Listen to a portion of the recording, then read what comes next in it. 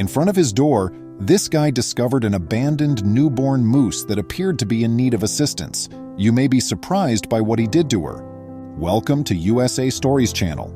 Do not forget to subscribe and activate the bell button to receive all new updates. Now let's go to the story. If you are fortunate enough to witness one in person, moose are amazing animals that are enormous, stunning, and a sight to behold. However, they aren't typically the kinds of creatures you would see in your backyard. Ericus Plucus was therefore surprised to discover one sitting outside his gate when he got home. The narrative took place in a tiny Lithuanian village back in 2016. Ericus had woken up much like every other day. After waking up, he made the decision to perform some town tasks. Ericus went home after working outside for a few hours to finish his tasks. However, things took an odd turn when he got home. Ericus saw a big item resting in front of the gate as he walked up to his front door. The man recognized it as a newborn moose as he drew nearer. However, the animal's condition wasn't the best. "It was devastating to see her for the first time," Ericus remarked in an interview. "She was depressed, filthy, and starving. When she first saw me, she was so afraid of me that her fur was covered with flies, yet she was too weak to flee or even get up." Although the young moose didn't seem well, it was still unclear where she had come from and where her mother had gone.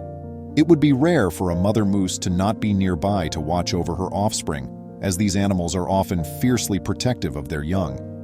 And just where had she disappeared to? Ericus, however, had a theory as to what may have transpired, and it was not a pleasant one. The guy surmised that the poor little animal was alone, scared, and in risk of famine because its mother had probably been shot by hunters. He surmised that the infant had fled as soon as the hunters opened fire and had sought cover in the closest area.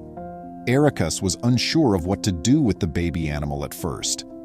Having never had to take care of an animal like a moose before, he didn't know where to begin in order to ensure the animal was okay. First, he made the decision to give a local animal shelter a call and explain the circumstances. Sadly, they offered little assistance beyond telling Ericus to leave the baby moose alone and promising to send someone out the next day to investigate the problem.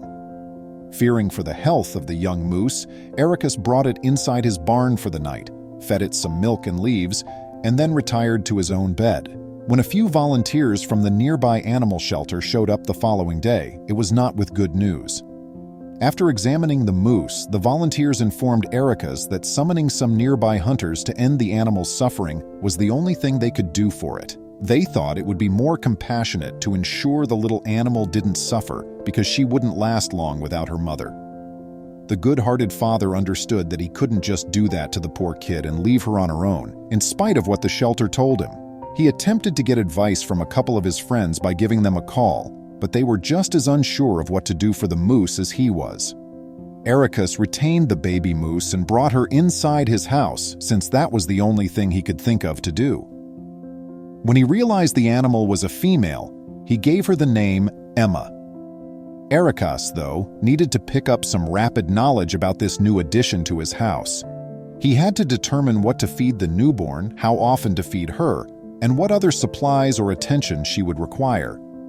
Ericus did some online research and found that Emma would require feedings every 4 hours, which is how her mother would have fed her if she were still alive. He quickly developed a schedule with the baby moose and was always available to feed her every few hours.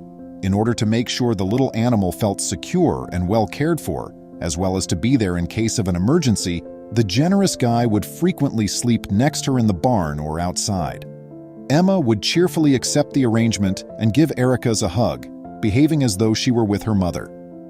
Ericus started filling in additional responsibilities that would have been assigned to the mother moose as the young ones grew larger. In order to acclimate Emma to her natural surroundings, he started taking her on daily excursions in the woods for extended periods of time. When the little animal became afraid of the other woodland creatures, Ericus would reassure her and show her where to obtain food while they were out together. Ericus remarked, "She was afraid of everything but me." Emma eventually overcame her dread of the outdoors and grew to a size and strength appropriate for being let back into the forest. The narrative didn't end there, though, even when the animal returned to her native environment. Ericus had taken on the role of Emma's surrogate mother, so much so that the mature moose began returning to see the king guy. Ericus was both surprised and relieved that she hadn't forgotten about the animal when he returned for the first time. Ericus used to give her some snacks every time she visited the man's house. Emma was far more adept in swimming than Ericus, yet they still enjoyed playing together and even went for lake swims together most days. Given Ericus's deep concern for his adopted moose kid, he realized he needed to take action against the hunters to prevent her from becoming like her mother.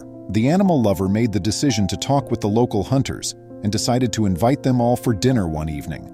He filled them in on everything about Emma and their unique relationship. He gave the hunters an explanation of how he had nurtured the moose from a newborn after she had lost her mother, and he pleaded with them not to harm Emma in any way so that she may continue to live her life to the fullest. The hunters were all moved after hearing the man's appeals and the narrative. Because of Emma's narrative, they decided to leave her alone, and a few of the guys even chose to give up hunting completely. Ericus remarked, "I'm her world now, and she's mine." Sometimes I wonder, was it me who saved her, or is it the other way around?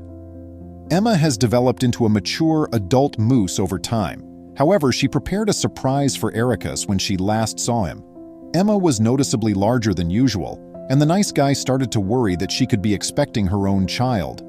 Ericus was overjoyed to learn this and looked forward to having a young moose around the house once more. And in case Emma needed assistance with parenting her child, he was well versed in all the tips and tactics. Emma was given a second shot in life by this incredible and unselfish guy, and she has even used it to bring in a new generation of moose, one that perhaps will carry with the practice of visiting Ericus. She really upended my life. I became a mother to a moose because I was a guy. I never would have imagined that I would encounter something so incredible in a million years. Ericus expressed her gratitude for the chance and her deep admiration for nature. And he's quite happy with the way everything worked out in the end. What a fantastic tale. This tale shows us that close relationships may develop between humans and even wild animals.